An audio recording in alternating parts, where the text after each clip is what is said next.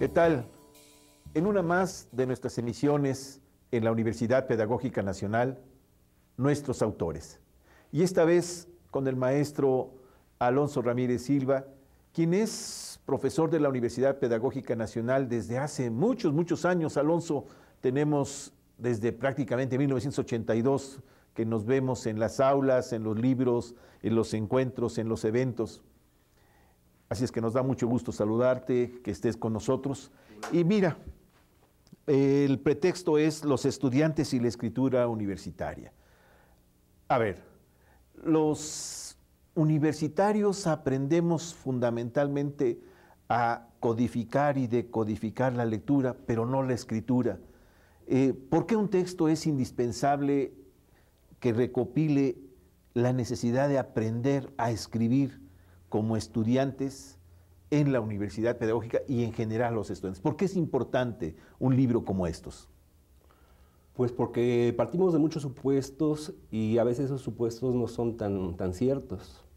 Por ejemplo, los maestros universitarios pensamos que los estudiantes ya saben leer y escribir, que eso se aprende desde la primaria. Sí. Y en realidad, pues no, en realidad en cada ciclo escolar, en cada nivel educativo, cuando aprendemos una nueva disciplina, necesitamos aprender ese lenguaje. Necesitamos aprender, por ejemplo, aprender a leer textos de psicología, de pedagogía, de una disciplina que tiene un lenguaje muy especializado. Ahora, mira, te interrumpo por lo siguiente. Pareciera ser que los educadores nos damos a la tarea de muchos retos, enfrentar muchos retos. Que sepan escribir, que sepan leer, que sepan comportarse, que sepan hablar, que sepan hacer buenos textos. ¿Este no es uno más de los desafíos de un docente? Pues sí, es uno más de los desafíos de un docente, al que desafortunadamente no le prestamos mucha atención. Los docentes en la universidad pedimos textos para calificar la materia, claro, para saber para comprobar que el alumno leyó los textos que le pedimos leer, sí, pero no le pedimos que elabore textos para que él construya conocimiento, para que él exprese sus propias ideas, para que él elabore el pensamiento. A la escritura no se le considera un instrumento epistemológico, se le considera un medio para expresar el pensamiento, para transcribir lo que ya pensamos.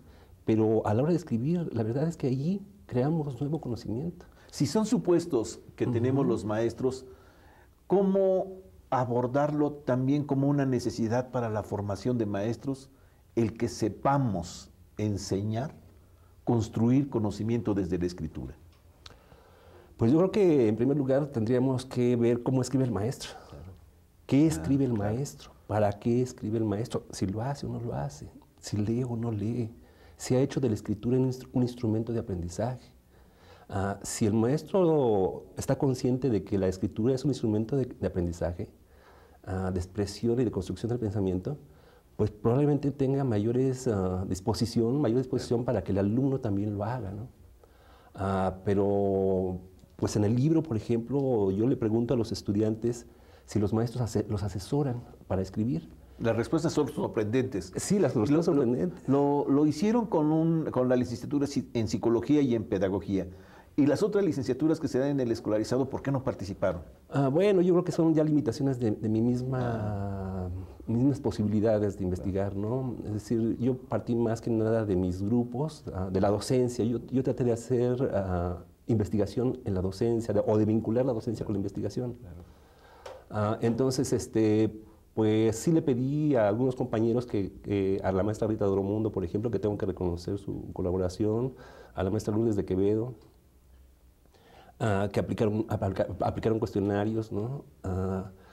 Pero bueno, pensamos que más que abarcar en cantidad una población grande, era importante el interpretar cualitativamente lo que decían los estudiantes, la experiencia que vivían, ¿no? Si ustedes se dan cuenta, en el libro no hay estadísticas, sino hay una interpretación de lo que dicen los estudiantes mediante una metodología de análisis del discurso, ¿no? ¿Qué dicen? ¿Por qué lo dicen? ¿Cómo lo dicen? De las cosas que encuentras, de los hallazgos que encuentras en esta investigación con estudiantes del escolarizado en Psicología y en Pedagogía en la propia Universidad Pedagógica, ¿cuáles son las que más te sorprenden en estas respuestas que nos señalan por ahí? Casi como de maestro a maestro, mira esto, piensan. ¿Qué te sorprende de los alumnos cuando opinan de cuando les dejan trabajo los maestros?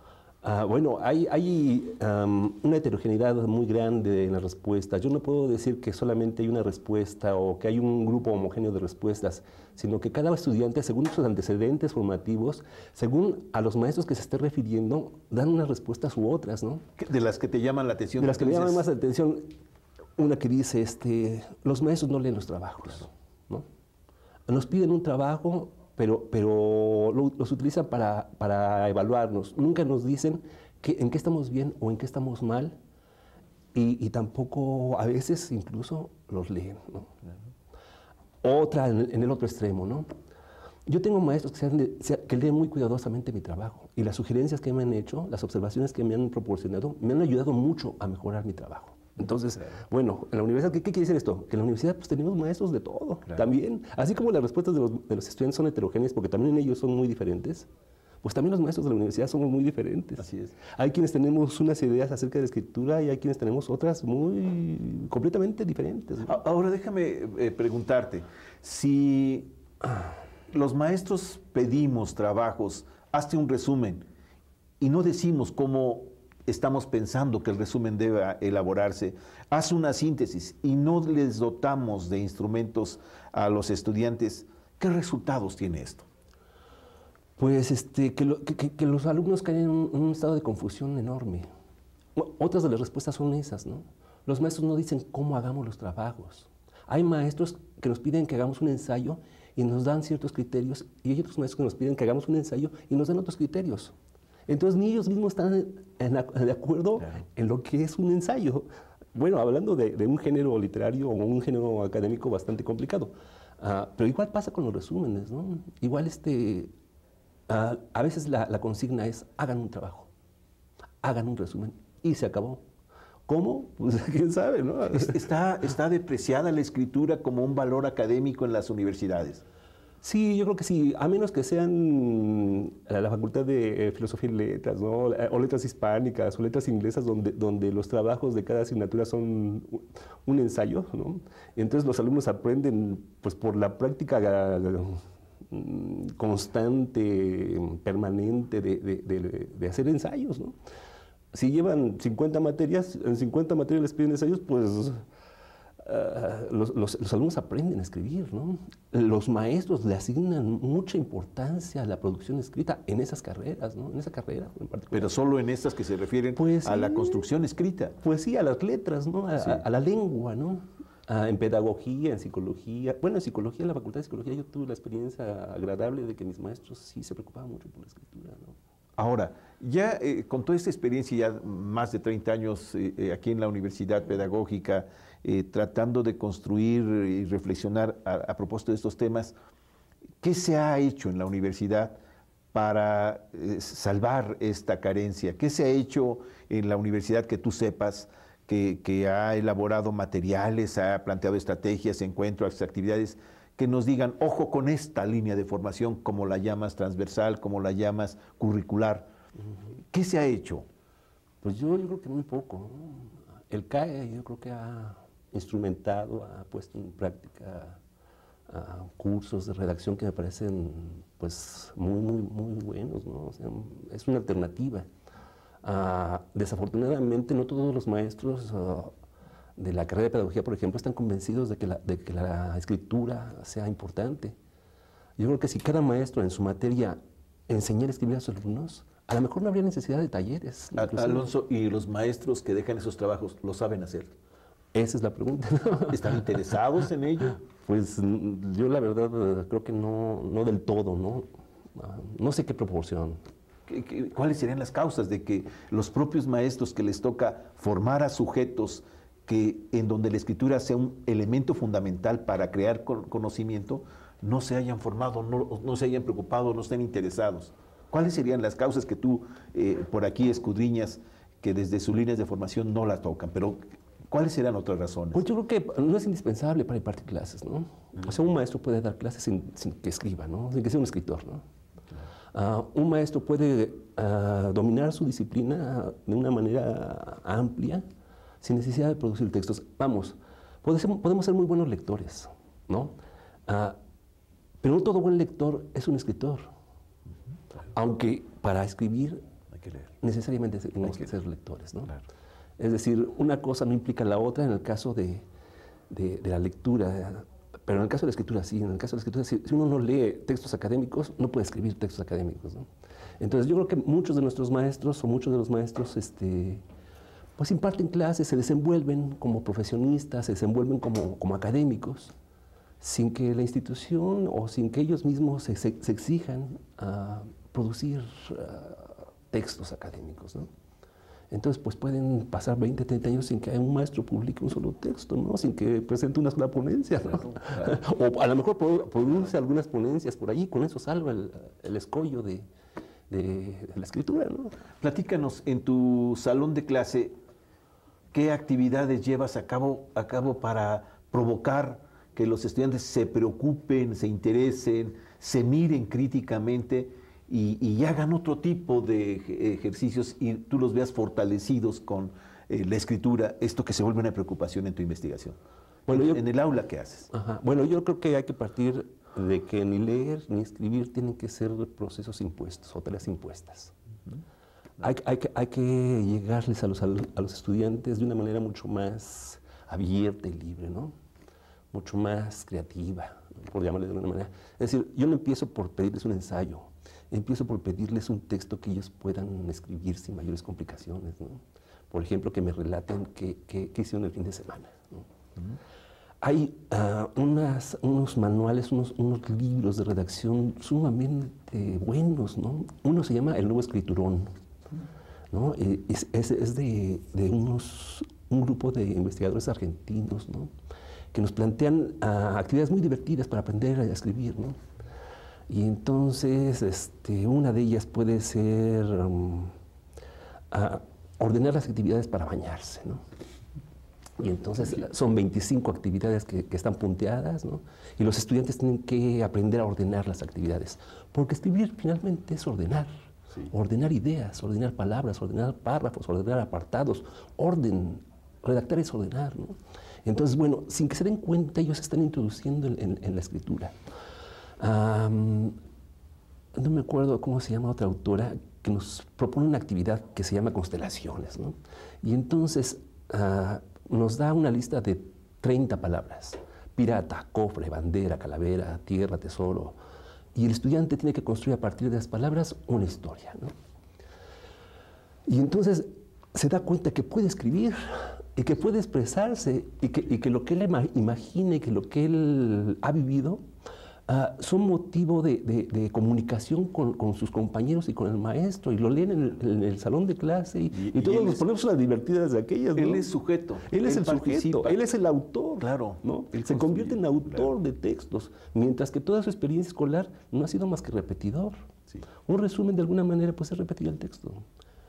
Es decir, a lo mejor lo repite de manera muy creativa, pero finalmente tiene que apegarse a lo que dice el autor que leyó, ¿no?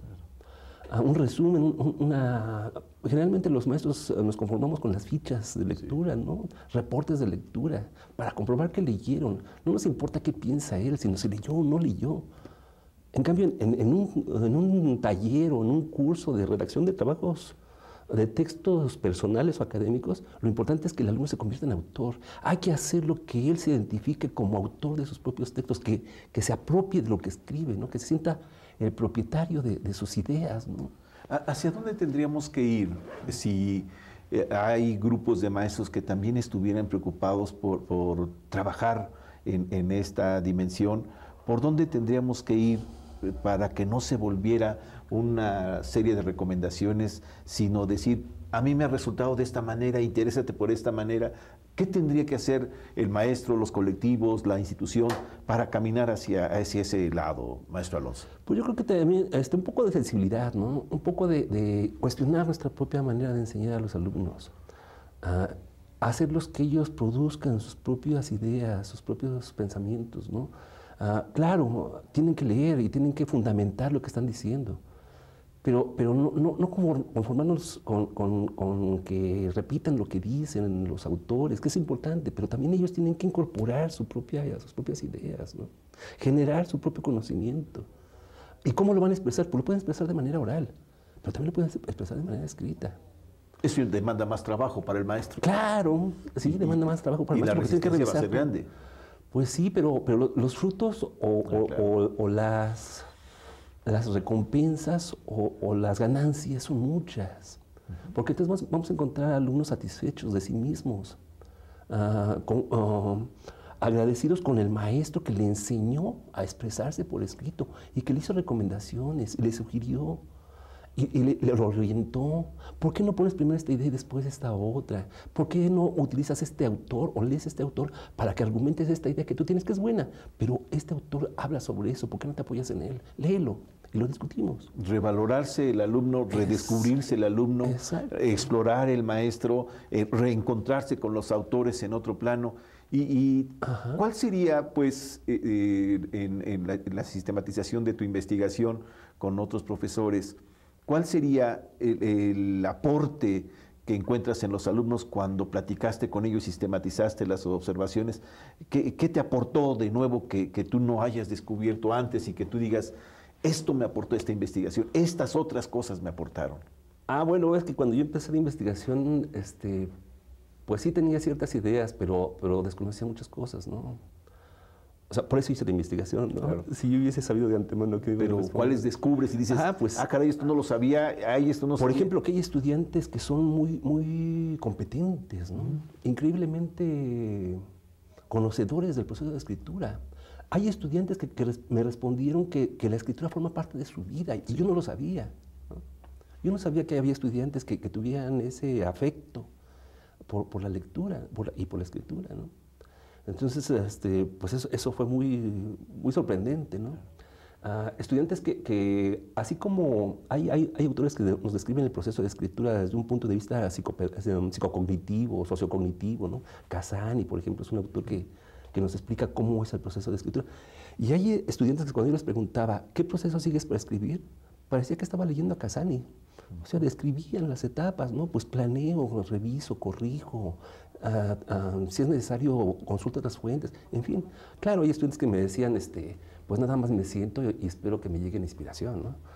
Claro. Y también es sorprendente, sí, ¿no? Porque sí, no tiene la más mínima idea. Claro, con cuánto vacío, con cuánta orfandad se presentan a querer construir su propia formación. Pues, sí. Pues no, me siento y no me brota nada, y no llega nada y no se me ocurre nada, que también es parte de nuestra realidad educativa, que no te motive, que no te nutra, que no te seduzca la escuela. Ahora, ¿cuáles serían? Nos escuchan muchos maestros, nos leen, nos escuchan, nos ven muchos maestros. ¿Qué sería lo prioritario para poner en orden las cosas para que un maestro sienta la necesidad de formar a sus chicos en la escritura? Ya nos los has dicho a manera de conclusión. ¿Qué invitaciones tendrías que hacer a los maestros, a nuestras maestras? Ojo, pongan atención en esto. Pues que escuchen a los alumnos, ¿no? Que sean sensibles a lo que ellos manifiestan, que no se trata de imponer tareas o de obligarlos, ¿no? O sea, yo creo que los alumnos cuando sienten que algo es por obligación se resisten más, ¿no? Tienes que leer esto, tienes que escribir aquello. Pues no, yo creo que hay que convencerlos, hay que generar en ellos la necesidad, el interés, ¿no? ¿Y cómo lo generamos? Pues mucho a partir de escuchar lo que ellos tienen que decir, ¿no? Darnos tiempo de escuchar a quienes están dirigidos nuestros esfuerzos de formación, darles sus espacios. Leerlos, claro. Porque uno dice, yo para qué leo un texto de un estudiante no me va a enseñar nada, yo ya sé lo que... Lo dices en el texto, sí, no, que pareciera ser que me van a enseñar pues los estudiantes. Sí, ¿no? Si les estoy pidiendo un trabajo sobre Hidalgo, pues no espero que me diga nada nuevo sobre Hidalgo, no me voy a aprender nada de él. Pero ¿cómo lo expresa el niño, ¿no? O el adolescente, o el joven, ¿no? ¿Qué es lo que entiende de la Revolución de Independencia? ¿Cómo la interpreta? ¿Es la misma interpretación de un alumno que la de otro? Pues no. Claro. En cambio pedimos respuestas uniformes, ¿no? Todos tienen que responder lo mismo, ¿no? Sí. Cuando cada uno tiene ideas personales, ¿no? Esta arrogancia docente, esta petulancia docente de que ¿Qué me puede aportar aquel si está para que yo lo capacite? Y nos perdemos de una gran cantidad de conocimientos o de experiencias, ¿no? Porque imagínate comprender lo que dice cada estudiante y por qué lo dice y en qué está pensando, ¿no? Pues eso es algo que te puedes maravillar, ¿no? Claro, claro. Y entonces, finalmente, las cosas que no te gustan o que están por pendientes o cosas que tú dices, chin, en esta investigación todavía quedó una veta en el tintero que me gustaría seguir explorando más adelante. Siempre no hay la obra perfecta, maestro Alonso. No, siempre hay, chin, hubiera dicho esto. ¿Qué te hace falta? ¿Qué reflexiones? ¿Cuál tendría sentido la continuidad de este texto fundamental para la formación de los estudiantes de la Universidad Pedagógica? ¿Qué retos, qué cosas pendientes hay ahí? Pues ahorita estoy tratando de investigar cómo son las prácticas de asesoría de los docentes de la carrera de pedagogía para la titulación de los estudiantes, ¿no? ¿Cómo asesoran a los estudiantes? Sí. ¿Los asesoran? ¿Con qué criterios? ¿Cuáles son los logros que han tenido los asesores en su labor de asesoría, ¿no? ¿Les enseñan a escribir un trabajo de titulación? ¿Cómo es que les enseñan, ¿no? No sé, es lo que se me ocurrió inmediatamente después de terminar este libro, hacer un trabajo sobre la escritura de los trabajos de titulación, ¿no? Claro. Aparte también mucho de mi experiencia en la asesoría de trabajos de titulación, ¿no? Sí, buena parte de los trabajos escritos al término del semestre se volvieron viejos. Ya no nos volvemos a encontrar en ellos. No solamente por no mirarnos en ellos, sino porque no sentimos que el maestro lo haya valorado, le haya servido, me haya servido, aunque sí sea. Entonces estoy haciendo el escombro de mis cosas a fin de semestre y mi texto, mi ficha, ya, a la basura. Sí. Y como maestro, los que no entregué, a la basura. Ya no son marco de referencia para mi hacer. Ya son un ente extraño para mí, ya es un ente efímero. Ya no sirven. Sí, muchos estudiantes hacen borrón y cuenta nueva, y como si no hubiese, incluso empiezan a elegir temas de una vez terminada la carrera cuando han estudiado quién sabe cuántos temas durante la misma, ¿no? Y otra vez Sísifo aparece ante nosotros, ya estaba por completar algo y vete de nuevo a plantear el marco teórico y todo, y la carrera no existió. Sí, la carrera. Y entonces otra vez, plantéame tus ideas, haz tu marco teórico y detrás de ello ¿qué hay? Nada. No lo escuchamos. Pues mira, maestro Alonso, yo quiero agradecer tu participación en este foro, que para nosotros es importantísimo, de reconocernos como autores, de valorarnos como autores y aportar a los compañeros docentes que nos ven, a las maestras que nos escuchan, que nos van siguiendo en este esfuerzo. ¿Algo que quieras agregar? Pues yo también agradezco mucho que me hayan invitado. La verdad es que yo sí estoy muy decepcionado del trabajo de difusión que se hace aquí en la universidad, ¿no? Los tirajes son muy escasos, las presentaciones son mínimas y este foro me parece pues muy bueno para que se promueva lo que hacemos, ¿no? Yo invito a quienes nos están viendo que lean el libro, que si no les gusta, pues entonces no lo recomienden, no digan nada, pero si les gusta, pues que lo recomienden y que ojalá les sea de provecho, ¿no? Y sí creo que haya necesidad de más actividades, más medios para difundir lo que hacemos en la universidad, porque a veces quedan en la librería los libros o en la bodega, ¿no? Sí. Y entonces, pues sí, es necesario que no tanto que se reconozca la labor que hacemos, pero que yo creo que no hay mejor reconocimiento que se difunda, que se lea, ¿no? Un escrito que se elabora y no se lee, pues es un escrito que está muerto. Está muerto. Sí.